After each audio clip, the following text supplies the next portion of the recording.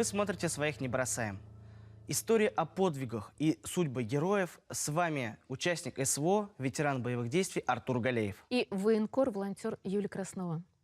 У нас в гостях Мажит Байдавлетов, участник СВО. С позывным «Зверь». Здравствуйте. Рад приветствовать вас на родной земле. Здравствуйте. Здравствуйте. Еще недавно вы были начальником штаба полка Башкортостан. А совсем недавно вы были командиром батальона Александра Достовалова. Быть в руководстве полка Башкортостан, который наш именной полк представляет наш регион, это мощно. Что это для самих ребят? Естественно, что полк от региона – это что-то необычное в структуре Министерства обороны. Вот если взять другие регионы, много ли регионов имеют свои полки? По пальцам пересчитать По можно. пальцам. А Башкортостан имеет. Естественно, даже знание вот этой информации для наших воинов, для них это мотивирующее знание, как и для нас. А вас отзываются как о надежном командире. Вот у кого не спроси, все готовы и жизнь положить. Спокойный, уравновешенный, говорят они. уравновешенный, да. Но... А позывной «Зверь» как так получилось? Позывной «Зверь», значит, когда мы заходили первый раз, это в 22 году, у нас были другие оперативные псевдонимы, позывные, и непосредственно перед переходом ленточки мы поменяли позывные. Для того, чтобы противник не знал, кто к ним заходит. Потому что в первое время все эти позывные отслеживались, и в дальнейшем это приносило большие проблемы. То есть знали, кто зашел именно, командир какого структурного подразделения. Это когда вы были командиром батальона Достовалова, Да. верно? Командир полка 57-го на то время сказал: придумайте себе позывные такие, чтобы противник вас боялся. Вот. И мне достался позывной «Зверь». И позывной «Зверь» со мной прошел и батальон Достовалова, и полк Башкортостан.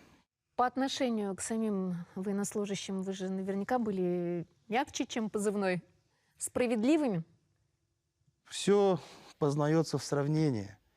Даже если вот рассматривать мой батальон, мой родной батальон Достовалова, после моего убытия, вот сейчас уже по прошествии 1,5 лет, как я оттуда ушел, мне мои военнослужащие пишут и говорят: как мы ошибались, когда думали, что вы очень такой жесткий командир.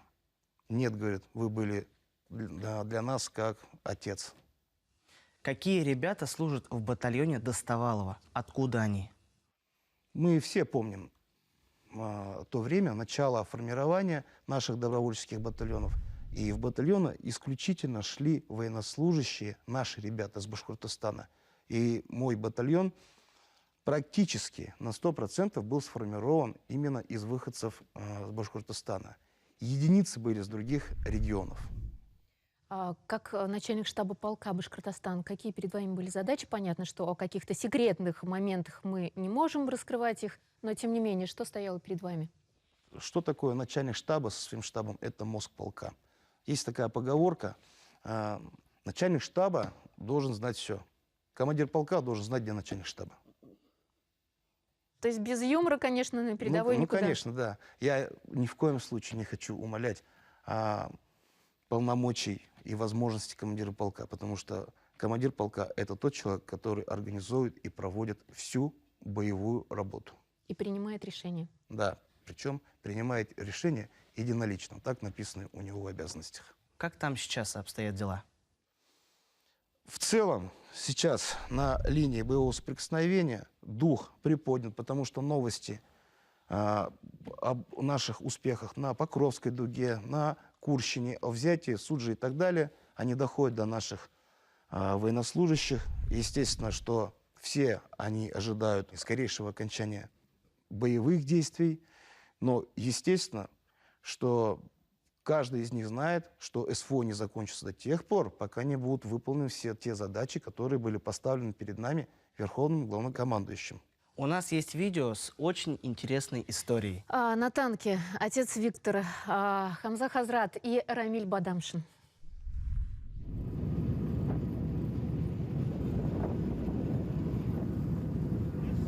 Держусь.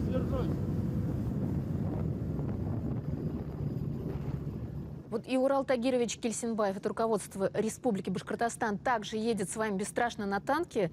Ну вот как это, такая идея родилась? Здесь не хватает, кстати, Алика Финзировича, он, по-моему, Камалетдинова, он, по-моему, ехал на следующем БМП. Вот эти вот позиции, которые мы объезжали, в дальнейшем эти позиции стали основой при контрнаступе 23 года. Вот. Я встретил гуманитарный конвой, который к нам прибыл в батальон. Решение убыть именно на нашей позиции, пускай не даже второго эшелона, оно далось мне очень тяжело, потому что мне необходимо было обеспечить секретность и безопасность нахождения наших друзей на боевых позициях. Это ваша версия событий о том, как это было, но... У нас есть видео, как об этом говорит Рамиль Бадамшин. Это была первая поездка, она очень знаковая, в октябре 22 года. Мы тогда сопровождали второй гуманитарный конвой. Впервые мы его довезли до позиции непосредственно к доставаловцам. И вот вечером, сидя в штабе, обсуждая план на будущий день, как раз зверь Мажит Талгаевич Бадавлетов, он говорит: слушай, Рамиль, ну вы же сюда приехали не в штабе песни петь. Вот, вы же приехали парней поддержать. Я говорю, ну конечно. Он говорит, предлагаю завтра с утра сесть на броню и по отделениям, взводам проехаться, по ребятам, поддержать их. Не боишься? Я говорю, да нет, поехали. Смелые у нас, конечно, однако, бойцы. И те, кто приезжает к вам за ленточку, вот такие выступления помогают поднять боевой дух? Само собой. Вот это первое, как Рамиль Бадамшин говорит, знаковое их прибытие, это выступление, естественно, подняло боевой дух на тот момент. И в дальнейшем, когда удавалось кому-то вырваться за пределы линии боевого соприкосновения. В прошлом и позапрошлом годах я сама была в ремроте полка Башкортостан. Мы общались с командиром ремроты Демоном. И там в расположении к ним в гости приезжал боец, военнослужащий из Екатеринбурга. Позывной у него был «Кот». И вот как он отзывался об уровне поддержки со стороны руководства республики полка Башкортостан. Ну, я просто показываю то, что в реальности есть. Я вижу и говорю. Я вашим ребятам просто завидую. Ну и глава Башкирии, естественно, молодец. Без его поддержки этого бы всего... Башкирия огонь. Она зажигает так сильно, что башкирский полк, он самый обеспеченный у нас. Глава Республики Башкортостан Раиф Фаритович Хабиров, также глава муниципалитетов приезжали к вам туда на позиции. Вот эта поддержка, она чувствуется? При личном общении с Ради Фаритовичем с самого начала еще, с 22 года, чувствуется именно его вот это отеческое отношение. Всегда он спрашивает первое, как ты? Как твои дела? Спрашивает, как дела у твоей семьи? Все ли хорошо? Чем помочь? То есть вот эта работа индивидуальная и в целом. Естественно, что поддержка от республики чувствуется во всех наших эшелонах, начиная с передовой самой и в самом тылу. Действительно, вот как говорил этот военнослужащий с Екатеринбурга, поддержка нашего региона, наших подразделений, она явно отличается от той же поддержки в других регионах. И знаете, вот на сегодняшний день мы в топе, то есть мы среди лидеров, мы в тройке лидеров по поддержке на фронте нашей Республики Башкортостан. Это дорогого стоит. И особенно, наверное, ценно и там, и здесь, когда есть внимание со стороны руководства. Я вижу у вас награды и понимаю, что не за награды воюет, но тем не менее это приятно. Орден Салавата Юлаева, орден Минигали Шаймуратова. Орден Мужества, медаль за отвагу, медаль Суворова, медаль за боевые отличия, медаль за службу в Сирийской Республике. Что для вас эти награды? Я считаю, что, как вы уже сказали, да, мы служим не за ордена и не за медали. У нас есть четко поставленные цели. Мы защищаем Родину. А когда нас награждают, естественно, что нам это очень приятно.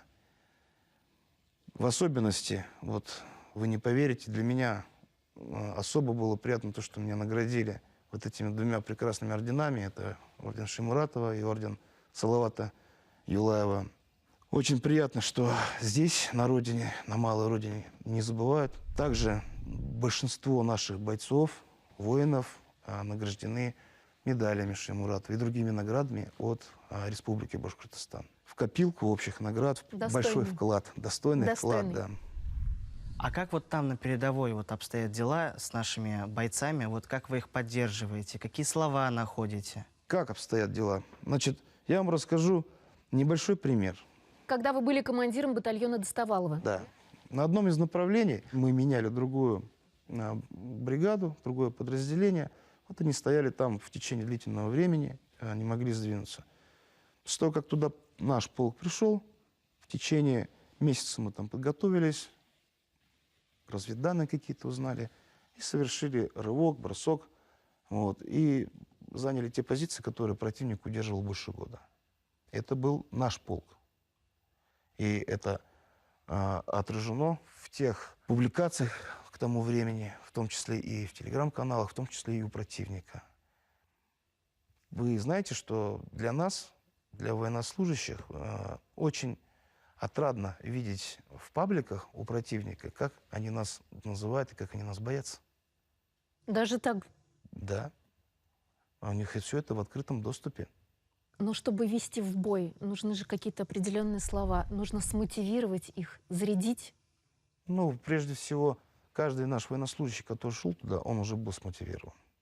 И благодаря подготовке, которая у нас проводилась здесь недалеко, благодаря личным качествам командиров, смотивировать наших воинов не такая большая проблема, небольшая трудность. Каждый знает, что делать. Тем более уже, можно сказать, не первый год они там находятся.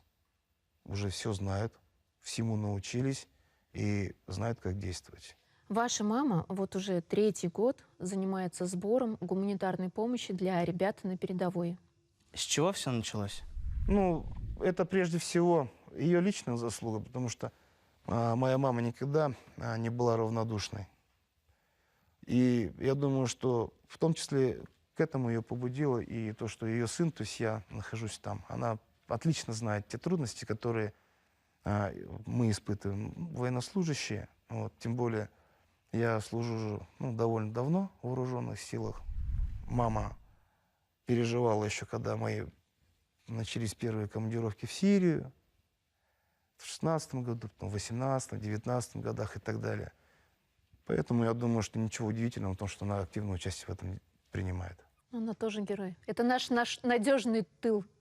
Вы планируете принять участие в проекте «Герои Башкортостана»? Кем вы видите себя на госслужбе? Знаете, вот сейчас сложилась обстановка так, что я, к сожалению, не могу продолжать дальнейшую военную службу по состоянию здоровья. И, естественно, когда мне сказали о том, что планируется время Героев Башкортостана, я, естественно, сразу же, как только был дан старт, сразу же подготовил анкету, написал эссе, отправил на электронный адрес. Вот. Естественно, планирую. Я знаю, что тот потенциал, мой управленческий потенциал, нерастраченная энергия, она пригодится и здесь, в мирной жизни. Естественно, что я буду заниматься той деятельностью, которая принесет больше всего пользы для республики. Мы желаем вам в этом больших успехов. Что для вас такое героизм, патриотизм, любовь к родине? Героизм – это, прежде всего, это самопожертвование ради выполнения каких-то поставленных целей, а в данном случае это ради защиты Отечества. И будет такой случай и необходимость совершить подвиг, значит, мы его совершим. Желаем вам успехов, удачи и, конечно же, крепкого здоровья. Спасибо, что пришли к нам в студию. Спасибо. Увидимся через неделю. Победа будет за нами.